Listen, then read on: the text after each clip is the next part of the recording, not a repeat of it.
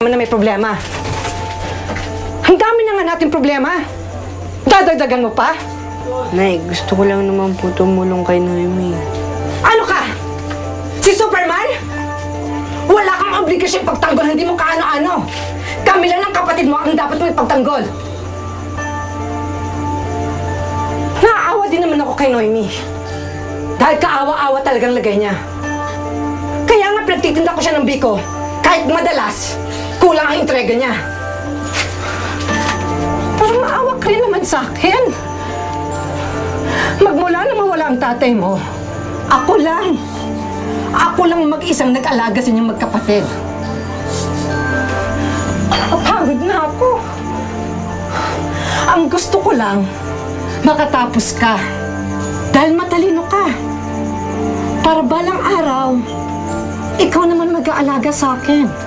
Diba, yun man po yung pangako ko sa inyo, Nay. Mag-aaral ako.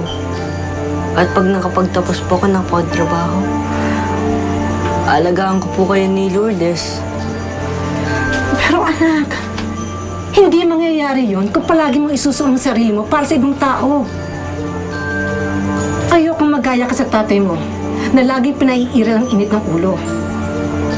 Anak, ayokong matulad ka sa kanya na nasaksak dahil lang sa debate sa isang inuman. Hindi na po, Inay. Pangako. Ikaw nga dito. Ayoko masasaktan ka eh.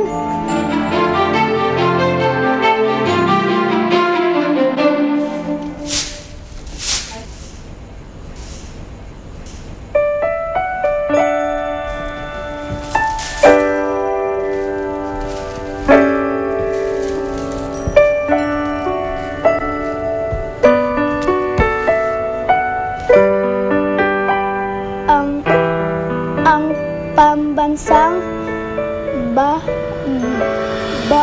bayani na po si Rizal.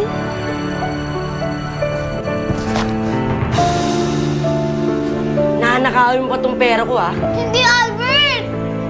Gusto ko lang basahin yung libro mo. Hindi. Eh, huling-huli ka na eh. Nanakaw ka, ha? Albert, hindi! Tama na! Albert! Bakit mo ba ako yung kasalanan ko? Tingnan mo, ikaw tuloy yung nabugbog. Sanay naman ako mabugbog eh. Bakit di ka lumayas doon? Saan naman ako pupunta? Sa tatay mo. Di ko naman alam kung nasaan ang tatay ko eh. Eh, yung ibang mga kamag-anak, Wala na, sila yung kamag-anak ko. hindi ka lalayas, matuto kang lumaban. Sige nga aso eh, pag natapakan, nangangagat. Sumusobra ka na! Sinabi na hindi ako magnanakaw eh! Sumusobra ka na! Sumusobra!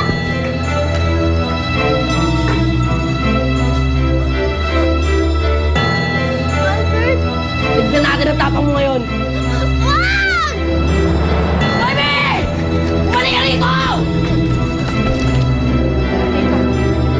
Si Noemi yung ba tumatakbo? Noemi! Abet! Abet! Ano nangyari? Si Noemi po kasi! Ha? Si Noemi!